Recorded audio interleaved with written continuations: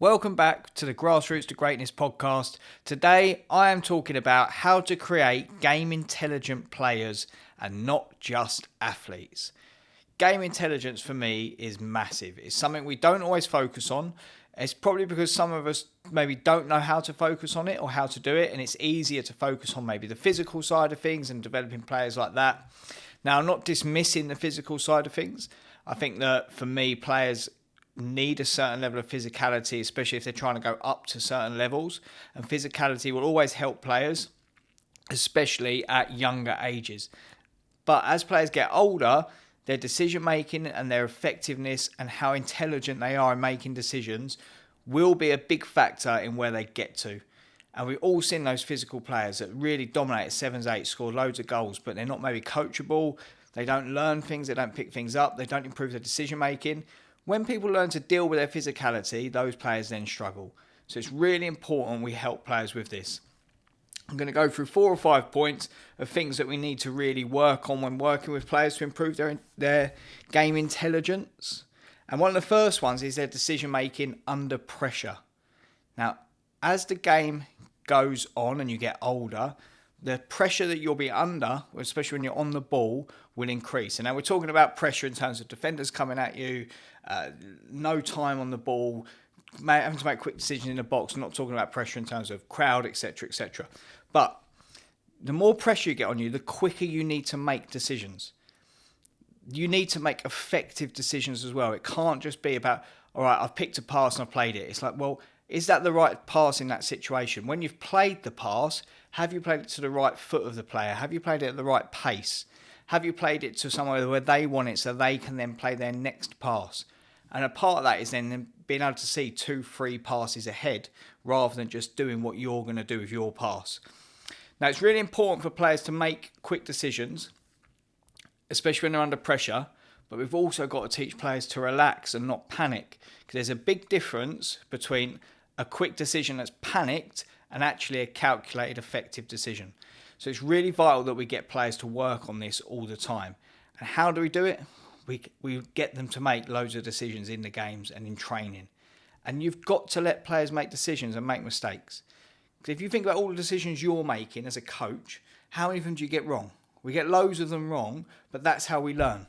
So if we're trying to protect kids of not making mistakes, we're not helping them learn. We're not letting them learn. So put them in situations where they're under pressure and they have to make a decision under pressure. Now, get the balance right. You don't want to make it too hard straight away because it might lead to frustration. But start increasing the pressure. And here's a real big example of this. So if you're coaching under 7s, 8s, etc., and you've got the retreat rule, I don't like it personally. This is my theory on it. I think it does work, but if you were playing against good coaches that weren't obsessed with winning, you wouldn't need the retreat rule, because people would try and play out from the back. They try and play under a bit of pressure. They try and develop players knowing that they're going to concede goals from it, but that's okay. But people worry too much about that. So what I would do with that retreat rule, going off on a tangent, is that under 7s, there's no players allowed in your half, but the goalkeepers have to play out and you have to try and play out from the back. When they get to under 8s, so let one player in. And this is what I mean by you've got to graduate the levels of pressure. At under 8s, let one attacker start in that half. And when one attacker starts in that half, then there's a decision to make. If you've got 2 players that have split, do I play to that player or do I play to that player? But you're now increasing the pressure on the player, which will now get them to think about the decision making a little bit more. Then when they get to under 9s or 10s, maybe under 10s, let 2 players in and graduate the pressure like that. Now you can do that in training by thinking, right, I'll play 4 versus 2 and we're doing a possession type game where players have got to keep the ball to try and score a goal. Now when you've done that 4 versus 2, you can increase the pressure when they get good at the decisions they're making. Now put it up to 4v3, now put it up to 4v4. But test their decision making of how they're playing under pressure. Are they playing the right pass? Are they passing when they could be shielding the ball or dribbling it? Are they panicking and playing too quickly? Can players then invite pressure? So can I be patient and composed on the ball to invite pressure so that when someone does press me, they're close to me so I can now pass to someone who's in more space. So we've got to get them to make more decisions, but think about how much pressure you put on players at the time. But we have to build it up to then it's being full pressure and they can make the decisions when under that pressure. Now, next part, which leads into this and will massively affect if they're good at their decision making, is to something they do before they even receive the ball, before they're even thinking too much about changing position or anything like that. It's their scanning and their awareness. So if you go on YouTube or TikTok or Instagram, anywhere you like, I'm sure if you type in Frank Lampard scanning, there's a video from years and years ago that shows how many times Frank Lampard checked over his shoulders when he wasn't even on the ball. So how many times did you do it before the ball comes to him and he scores? There's videos of Messi doing it as well, just constant looking around every couple of seconds, looking around, knowing what is going on around them so they can know what the pictures are around the whole pitch. If you've got a picture of what's going on around the whole pitch, then you should be better informed to make better decisions. So this is something that's really important, is the scanning and the awareness. I heard in an academy game, some people called it wind mirrors. Check your wind mirrors. And that was great because kids understood that. Look left, look right. Just checking their wing mirrors all the time. Now, one thing I have done with this, and if you have permission to do it, it worked really well for me, was I had an iPad and I filmed a player in a possession practice to see how many times they scanned. I then got the player to come out and I said, right, watch this video. Watch it all back. Tell me how many times you scanned and looked around you. And it was about 3 times. I was like, right, go and do it again. I'm going to film you again and see how, and that time it went up to like 14 times. And half the looks were just for the sake of, because they knew I was filming them, but it's starting to create habits. Now, obviously, I know that might have been 14 times that time, but next time that player went in, if I wasn't filming, it might only have been 4 times. But if it's a slight improvement and you're starting to create some skills and some muscle memory to keep scanning, then it's worth doing it. It's worth repeating all the time. But that's a vital thing, and if you watch all the best players in the world, you watch Xavi's when he played in midfield, De Bruyne now, they're scanning, they're aware of everything. If you use De Bruyne's assists over the last few years where the ball comes to him and he just hits it a first time pass, that's not luck, that's not someone just hitting a ball, that's someone who's already knows where a player is from looking, from patterns of movement, and then they're just hitting that pass because they know where players are already. So scanning and awareness, massively important when we're trying to create game intelligent players. Next one, let players be creative. We have to encourage creativity. We don't want to kill creativity. Now, let's be honest, who are your favourite players to watch? Some people might now go, oh, I'm a centre-back, so I like watching the old school centre-backs, Tony Adams, etc., etc. But most people prefer to watch the creative, skillful players because that gets them excited. That's what they enjoy watching. If you're a Liverpool fan, they love Salah because all his little bits of skill and the goals he scores. If you are a bit older, you might be Paul Gascoigne. Any younger coaches on there who haven't seen videos of Gazza, have a watch. And then Messi, obviously, Jack Grealish, last couple of years. Players with creativity, with a bit of skill, with something a little bit different. How do you get them to be creative? You've got to let them experiment. You've got to let them, again, fail. But the only way these players have become who they've become is by being given freedom to try things. And you see those outrageous things all the time that you think, where have they learned to do that? But they've been given the opportunity to practice it and try it. Now, you obviously want to get a standard in your session where you're probably getting players that are trying to focus on passing or dribbling and things like that. But don't take away the creativity as well.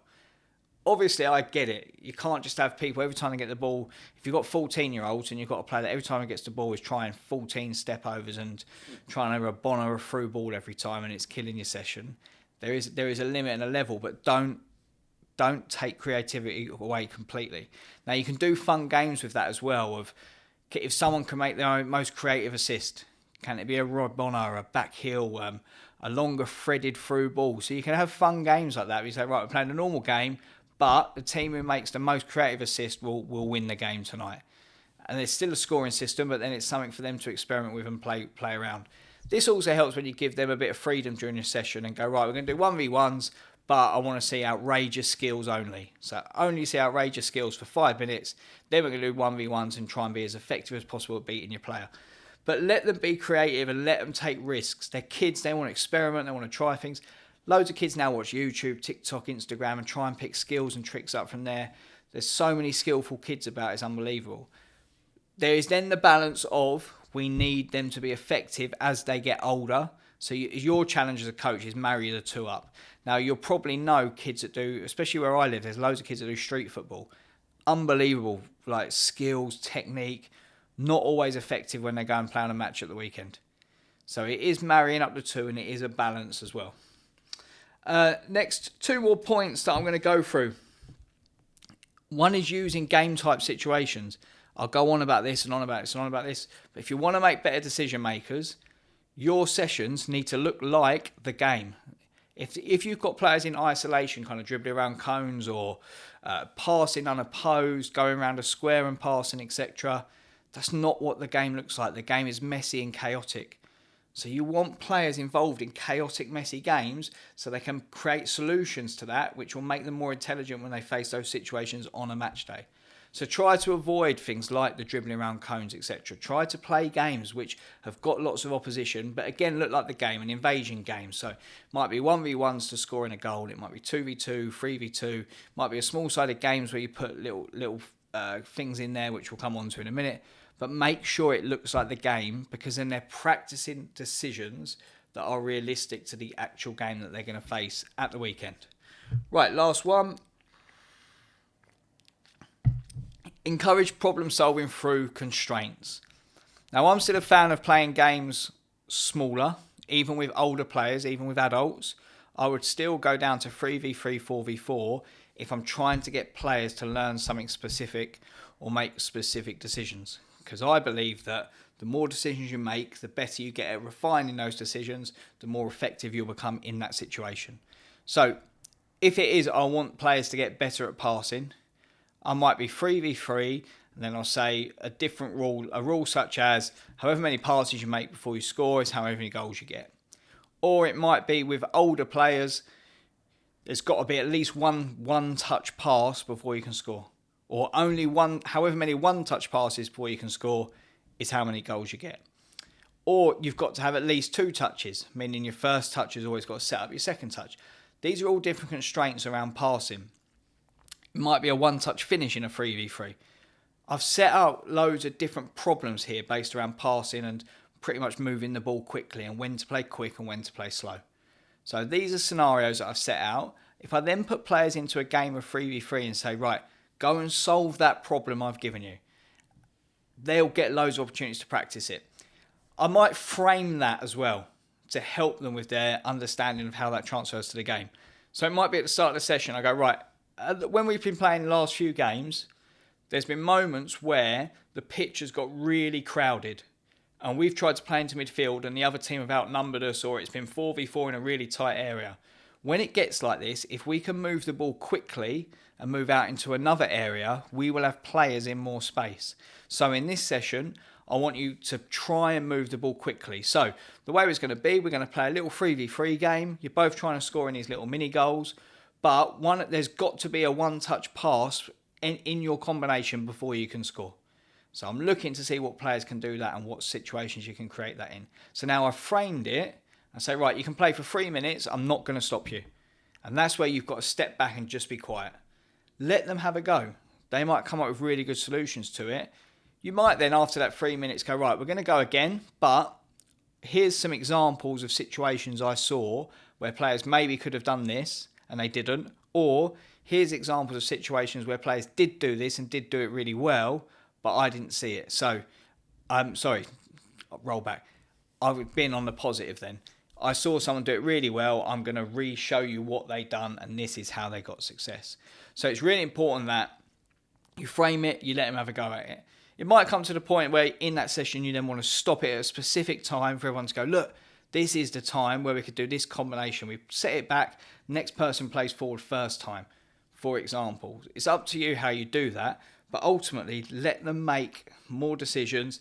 Let them put constraints to get the decisions that you want out of the session and from the players. That's all for today. Hopefully you found that useful. And this is all about, like I said, creating game intelligent players. For those that are listening to the podcast, please make sure you subscribe. It's really important that people subscribe and share the podcast everywhere you can. We're really trying to get this out. So if you work at Grassroots Club and you've got a WhatsApp group, if you can chuck it on the WhatsApp group, that'd be greatly appreciated. Obviously, we have loads of free stuff on all our channels, but don't forget our ultimate tier for the coaches that really want to progress in the game on Patreon. It's got session plans, more videos, more tips. Go and check it out, see if you like it. If you really want to have a try of it, drop us an email. We'll give you a month's free on it just to see if you like it. And then hopefully you'll stick around and be part of our community and join our team. Thanks again, and we'll see you for another podcast soon.